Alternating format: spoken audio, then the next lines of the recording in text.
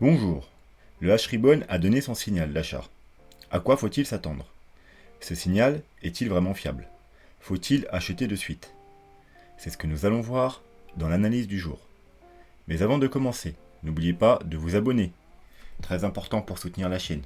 Et je vous rappelle qu'on est bientôt à 4000 abonnés et du coup il y aura un giveaway de 40 $ en crypto, donc sur tirage au sort. Donc essayez de pousser pour qu'on atteigne les 4000 abonnés et que je puisse vous refiler 40 $ en crypto. Donc abonnez-vous, un petit pouce bleu et laissez un commentaire.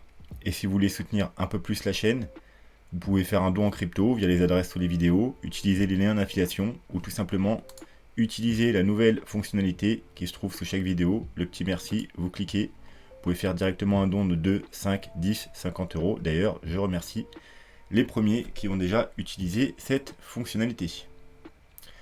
Voilà, donc pour commencer, on va aller directement voir, ça fait un moment qu'on ne l'a pas vu, le CryptoFear Ngrid. Et pour ceux qui doutaient encore sa fiabilité, donc je vous en ai parlé très très longtemps, hein, avant on le faisait à chaque vidéo. Rappelons ce qu'on avait dit. On avait dit que en bull run, la zone des 40 faisait support et c'était un bon niveau d'achat. Rappelez-vous, ici à chaque fois, c'était des excellents niveaux d'achat, la zone des 40. Toute cette période-là, cette période-là, cette période-là, c'était à chaque fois les points bas qu'on avait connus lors de la montée, donc des excellents niveaux d'achat. Et qu'en période de tendance baissière, en plus ou moins bear market ou grosse tendance baissière, il fallait acheter les 10 et 20 $. Donc déjà, regardez, le 4 août, qu'est-ce qui s'est passé? On est descendu à 42. Donc, période haussière, 42, 4 août. Voilà, le point bas qui se trouve ici. La petite correction, excellent niveau d'achat. Et sinon, eh bien, toute cette période-là, vous voyez, on était entre 10 et 20, un peu plus de 20. Et à chaque fois qu'on s'approchait des 10, eh bien, ça correspondait au bas du range. Et c'était des excellents niveaux d'achat. Donc, CryptoFear, il y en a encore qui doutent de son efficacité, mais moi je m'en sers depuis très longtemps. Et c'est un excellent indicateur. Donc, bien entendu, maintenant on est assez haut, hein. Hier on était à 74, là on est en 65. Donc là on est pour l'instant en tendance haussière, du moins court moyen terme. Donc tout retour sur les 40 sera à surveiller et potentiellement ce sera des bons niveaux pour tenter des achats. Si par contre on devait repasser en tendance baissière, il faudra attendre le niveau qu'on retourne taper les 10 et les 20. Les 10 c'est encore mieux, en général ça nous donne les bottoms, hein, les bottoms des ranges. Mais de toute façon, si vous accumulez entre les 10 et 20, ça vous donne en général un excellent prix moyen d'achat. Voilà, donc on va passer directement au graphique. Alors, lors de la dernière analyse, on avait vu qu'on était sur une grosse résistance, qu'il fallait éviter d'acheter immédiatement. Il fallait attendre qu'on casse les résistances. Résistance comprise entre le canal long terme haussier qu'on avait breaké précédemment. On a fait un test, un retest. Maintenant, on est en train de le casser. On avait également la moyenne mobile 200, qui est une des garantes du bull run. Pour être en bull run en tendance haussière, il faut être au-dessus de cette moyenne mobile. Et la trendline baissière moyen terme, en hausse. Donc aujourd'hui, on a break tout ça à la hausse, donc potentiel signal d'achat. Bien entendu, la clôture d'aujourd'hui sera très importante. Est-ce qu'on va réussir à clôturer au-dessus de cet amas de résistance ou est-ce qu'on va se faire rejeter? Donc on aura la réponse d'ici quelques heures. Mais pour l'instant, ça m'a l'air bien parti, à moins qu'on chute de 3000 $ dans les heures qui viennent. Et pour l'instant, ça a l'air bien parti. On a eu également notre signal d'achat sur le H-Ribbon. On l'a eu hier d'ailleurs. Alors hier, il avait un peu de mal, il s'est mis, il s'est enlevé, il s'est mis, il s'est enlevé parce que on a fait une petite correction. Mais là du coup c'est bon, normalement il va plus bouger.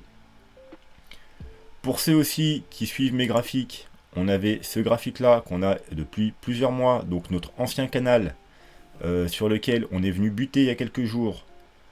On l'a cassé à la hausse le 7 août et hop, regardez ce qu'on a fait, un magnifique pullback ce matin ou cette nuit.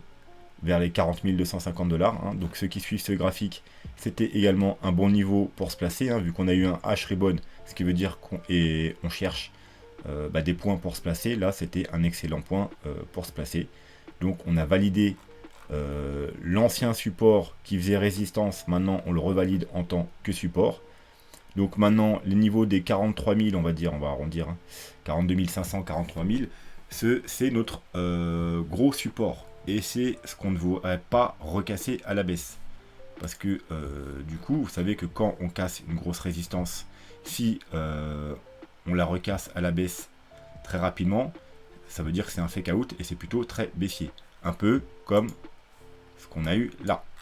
Quand tout le monde a paniqué et a vendu parce qu'on a cassé le triangle en quelque sorte, et qu'on l'a réintégré rapidement, je vous avais dit la même chose, une structure qu'on casse et qu'on réintègre rapidement, c'est extrêmement bullish. Surtout qu'après, de suite après, on a cassé le haut du triangle. Donc, pour ça que nous, on a pris des achats vers les 32 000. Et bien du coup, à la hausse, c'est pareil. Si on devait réintégrer, recasser par le bas, ce sera plutôt mauvais signe. Si on tient ce support, tant qu'on tient ce support, les 42 000 $, c'est plutôt très bon signe, qui était également à peu près le haut du range d'ailleurs. Donc voilà, le mieux c'est qu'on reste au-dessus maintenant. Alors donc les résistances sont cassées. Maintenant il va falloir clôturer au-dessus, mais normalement il ne devrait pas y avoir trop de problèmes, du moins aujourd'hui. On a toujours une potentielle divergence. Ça c'est quelque chose qui nous dit attention, mais comme je vous ai dit la dernière fois, c'est que potentiel. Une divergence se valide quand on casse ici, c'est-à-dire la base de la divergence. Tant qu'on casse pas là, la divergence n'est pas validée. Et comme je vous ai dit la dernière fois, on pourrait très bien continuer à monter, à monter, à monter, et du coup, si on monte, le RSI continuera à monter, il cassera ce sommet-là, et il annulera tout simplement la divergence. Donc c'est quelque chose qui nous juste dit de faire attention, mais rien de grave, ça nous dit juste que faut faire attention, il se passe quelque chose, mais voilà, ça nous dit d'être prudent, mais c'est tout. Tant que la divergence n'est pas validée, on peut rien en faire de plus à part être prudent. Donc d'après cette figure toujours, et ben, le prochain objectif c'est le milieu du canal, donc environ les 52 000. Ça tombe bien, c'est à peu près nos objectifs, parce que c'est, hop, alors le haut, le bas, je veux dire, de la zone de rechargement de short. Donc normalement ça correspond au Fibo 0,618. Donc Fibo le plus important. Hop, du bas en haut, vous voyez, 0,618. Environ aux 51 500 $. Donc on avait vu que la zone des 50-52 000 $, ce serait notre, après les 45 000, notre prochaine grosse zone de résistance. Même si en dessous on a la petite résistance horizontale là des 47 000. Pour moi c'est pas la plus grosse résistance, les 0,68. D'ailleurs on va regarder où sont les 0,5, voir si on les a déjà cassés ou pas.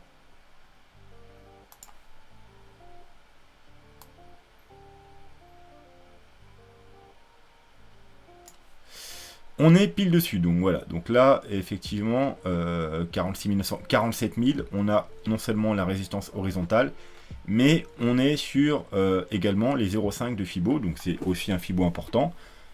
Non, c'est pas bon, parce que je vois que c'est à l'envers. Alors attendez, on va recommencer. Du coup, c'est pareil, ça change pas. Donc c'est parfait. Donc on est sur le Fibo 0,5. Donc petite résistance, vous voyez, ici là, on a fait support, là à peu près support, là ici on a travaillé à peu près à ce niveau-là, ici aussi. Donc résistance horizontale, Fibo 0,5, donc petit ralentissement sûrement. Si on passe cette zone, on ira droit sur la plus grosse résistance, donc la zone des 50-52 000 $. Donc ensuite, maintenant, on va s'intéresser au sujet du jour, c'est-à-dire le H-Ribbon. Est-ce que cet indicateur est vraiment fiable? Qu'est-ce qu'il peut nous indiquer? À quoi faut-il s'attendre? Alors, je vois beaucoup de gens aujourd'hui qui s'excitent. Je vois des gros youtubeurs français qui disent « Aïe, le bull run est reparti, machin, machin, machin ». Non, Non et non et non. En aucun cas, le H-Ribbon nous dit qu'on va aller à 80 000 $, à 100 000 $, qu'on va aller to the moon, que le bull run est reparti. Le H-Ribbon est effectivement un gros signal d'achat moyen long terme, ça dépend ce que vous appelez long terme, on va plutôt appeler ça moyen terme. En général, il faut s'attendre à une grosse hausse. Jusqu'à présent, il ne s'est jamais trompé. On a toujours eu droit à une grosse hausse, mais pas forcément à des nouveaux plus hauts. Donc, on va peut-être se mettre en weekly pour être plus simple, et on va retourner par le passé. Donc déjà, ce qu'on peut voir, c'est qu'on a eu 1, 2, 3, 4, 5, 6, 7, 8, 9, 10, 11, 12, 13. Environ entre 10 et 15 signaux. Donc, ce qu'il faut prendre en compte, c'est que le Bitcoin, il est pas très vieux. Donc, jusqu'à maintenant, le H-Ribbon s'est jamais trompé, mais c'est sur une courte période, c'est sur une dizaine d'années, moins de 15 signaux. Donc, c'est pas quelque chose. Si ça ferait 30 ans qu'il existe, le Bitcoin, et qu'on aurait, je sais pas, 40 signaux, et qu'ils étaient tout le temps bons, là, ça pourrait être fiable quasiment à 100%. Là, malheureusement, alors oui, pour l'instant, c'est fiable à 100%, mais c'est quand même sur un nombre limité de signaux. Donc, il faut quand même prendre ça en compte. Deuxième chose, on va aller voir de plus près. Qu'est-ce qui s'est passé à chaque fois? Alors, ici, on a eu un signal sur cette bougie-là. Vous voyez? Donc, après une hausse, donc un peu ce qu'on est en train de vivre à ce moment. Qu'est-ce qui s'est passé sur le court terme? Eh bien, comme vous pouvez le voir, on est passé de 7 $ à 3,85 $. Ça nous fait quand même une chute de 47%. Alors, bien évidemment, comme je vous ai dit, c'est un signal moyen terme. Après, bien entendu, vous voyez, on a eu une grosse hausse et on a eu une deuxième signal ici qui validait celui-là. Mais avant de partir à la hausse, sur du court terme, on a quand même eu une petite baisse de pratiquement 50%. Du coup, lui, c'est le deuxième. Donc, en général, quand un deuxième, il suit un autre, là, du coup, on est parti directement à la hausse. Hein, donc, tout va bien. Ici, pareil. On part directement à la hausse. Ici, alors, on a une légère baisse. On monte, on rebaisse. On va dire c'est plutôt une stabilisation. Après, avant validation. Ici, on a effectivement eu une belle hausse, mais après, on a quand même eu une chute de 48%. Avant, bien entendu, avoir un gros bull run. Ici, on a eu une stabilisation de plusieurs semaines autour des 600 $ avant de partir à la hausse.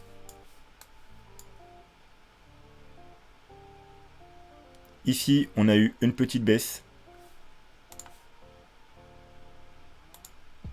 d'environ 20%, puis une stabilisation, et après, un gros mouvement haussier, jusqu'aux 14 000 $, hein, c'était en 2018. Mais comme vous pouvez voir, on a un signal, on a un gros mouvement haussier comme il faut s'y attendre, mais est-ce qu'on est reparti en bull run pour autant? Non, parce que le top était aux 20 000, on était aux 14 000, ça ne nous a pas empêché par la suite de retourner aux 3 000 $, un peu comme il l'a fait ici. Vous voyez, on a vu un premier bottom aux alentours des 170 $. On a eu des signaux, on a effectivement eu une hausse de 80%, mais ça ne nous a pas empêché par la suite de revenir, même légèrement plus bas, tout dépend des graphiques, mais au moins en double bottom, comme en 2018, donc sur les 3 000 $. Donc ici ensuite, on a eu un signal, on a eu 2 semaines de consolidation, puis une belle poussée d'environ 60%, mais ça ne nous a pas empêché ensuite d'avoir une correction de 60% également.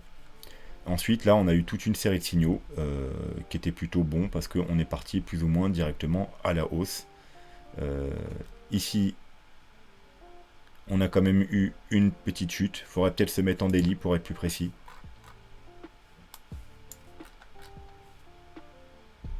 voyez, le signal a flashé ici, on a une consolidation, une petite chute, hein, alors c'est vraiment pas énorme, hein, c'est quelque chose comme 10%, et ensuite on est parti à la hausse. Donc, pour conclure, est-ce que le H-Ribbon est un bon signal moyen terme? Oui, excellent. En général, dans les semaines, mois qui viennent, il faut s'attendre à une grosse poussée haussière, c'est-à-dire 20, 30, 40, 50, 60%, voire plus.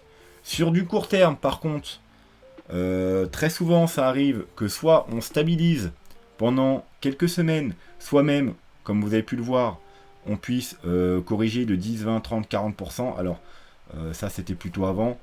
Je pense le Bitcoin est quand même plus stable maintenant, mais on pourrait très bien avoir une petite correction de 10 ou 20%. C'est toujours possible, donc ce n'est pas un signal d'achat court terme. Bien entendu, pour les investisseurs long terme, ça vous est égal que le Bitcoin chute de 10-20%. Donc vous pouvez acheter théoriquement les yeux fermés le signal. Et même si on consolide et qu'on redescend pendant quelques semaines, théoriquement, ensuite, vous aurez votre poussée haussière et vous aurez vos 40, 50, 60, 80, 100% de hausse. Voilà, donc pas un signal court terme, mais bien un signal moyen terme. Et par contre, ça, comme vous avez pu le voir, en aucun cas, ça nous certifie qu'on va aller faire des nouveaux plus hauts. Parce que c'est arrivé relativement souvent dans le passé, qu'on a effectivement une grosse poussée haussière, mais qu'on ne fasse pas de nouveaux plus hauts, et qu'au contraire, ensuite, on a une grosse chute derrière.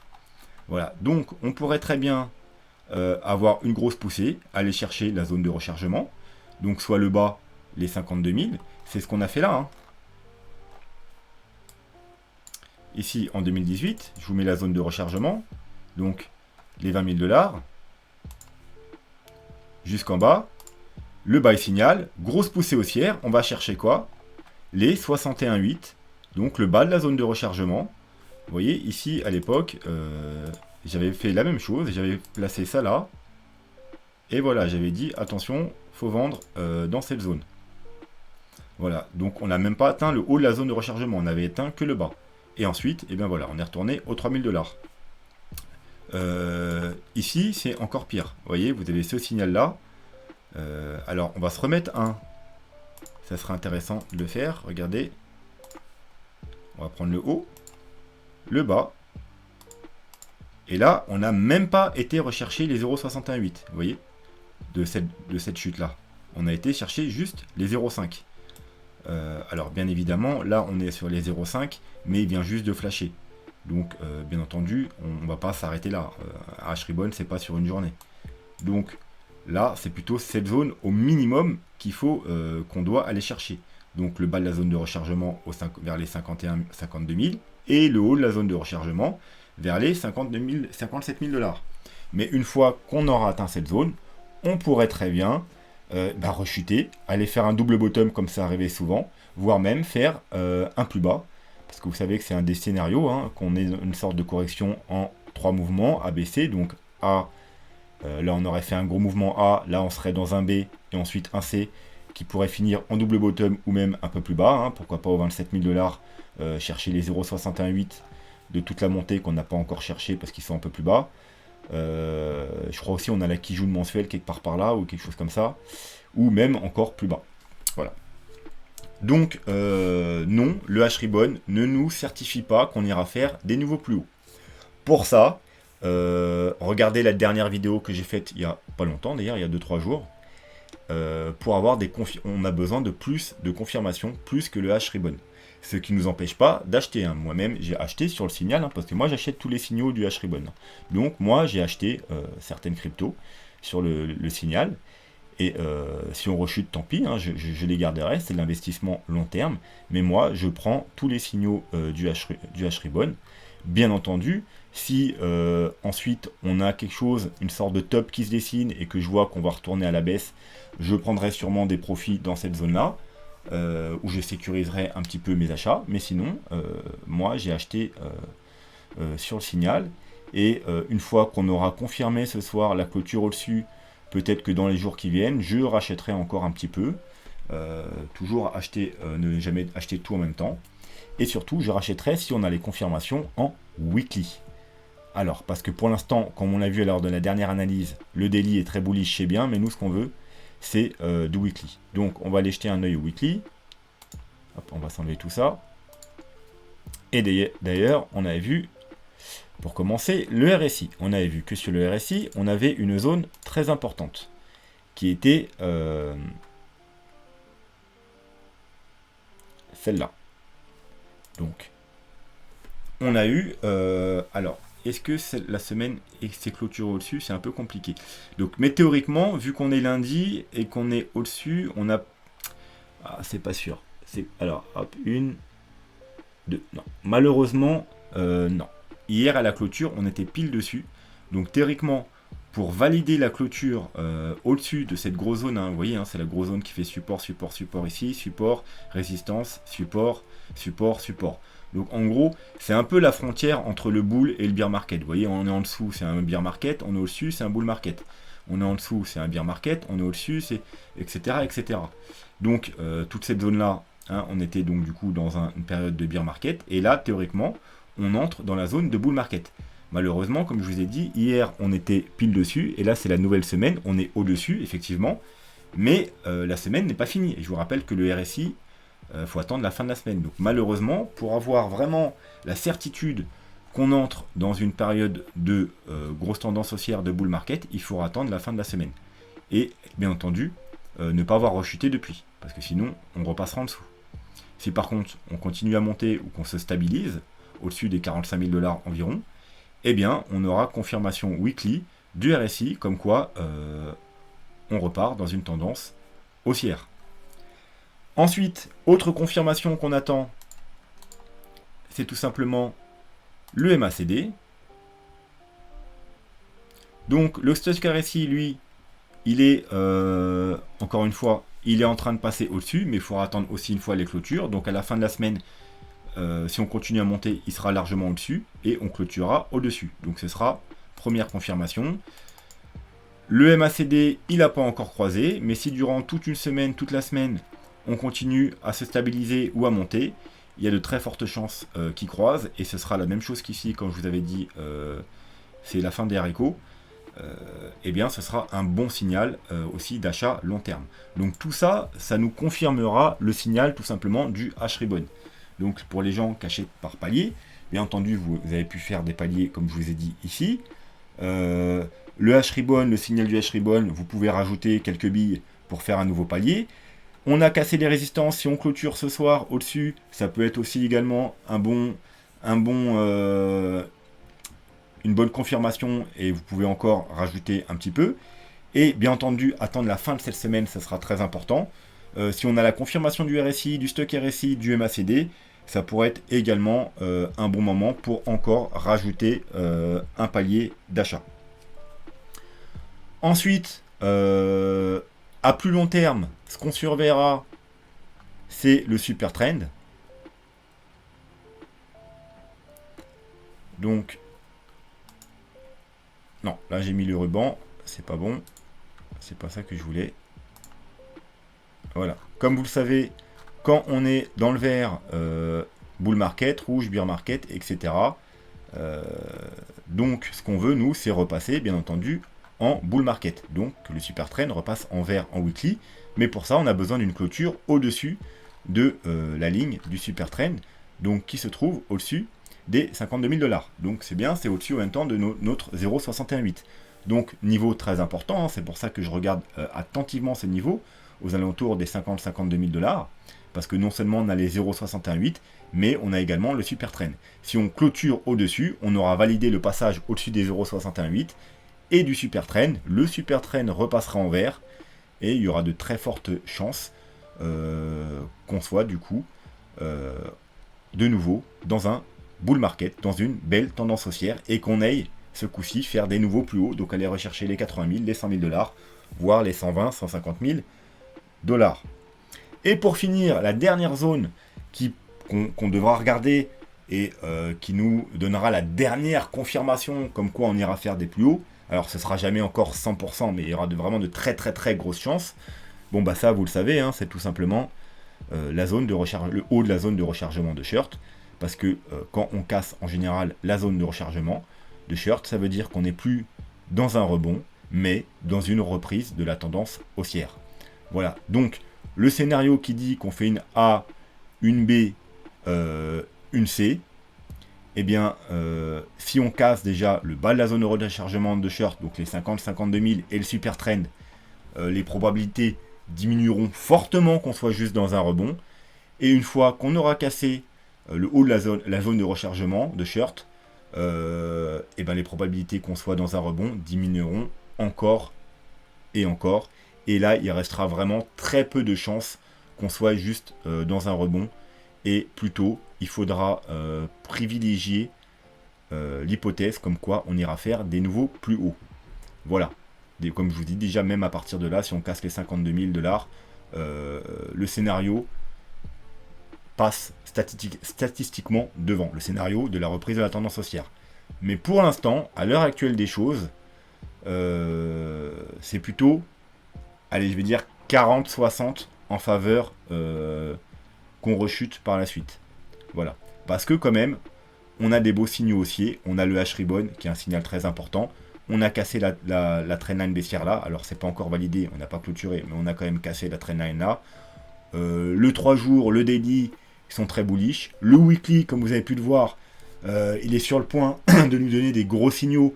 Malheureusement, on est en début de semaine, il faudra attendre une semaine. Mais si tout se passe bien, à la fin de la semaine, on aura des gros signaux weekly. Et le weekly, c'est du long terme. Donc, déjà, quand on aura eu ces gros signaux, les probabilités qu'on fasse des plus bas diminuent fortement. Voilà. Et ensuite, bien entendu, la dernière confirmation, ce sera quand on passera les 58 000 $, enfin 57 000 $. Voilà, je pense que c'est tout pour aujourd'hui. On va essayer de garder la vidéo courte. Pour une fois, ça changera un peu. Si vous avez des questions, n'hésitez pas en commentaire. Et sur ce, je vous souhaite une bonne soirée et je vous dis à très bientôt. Tchuss!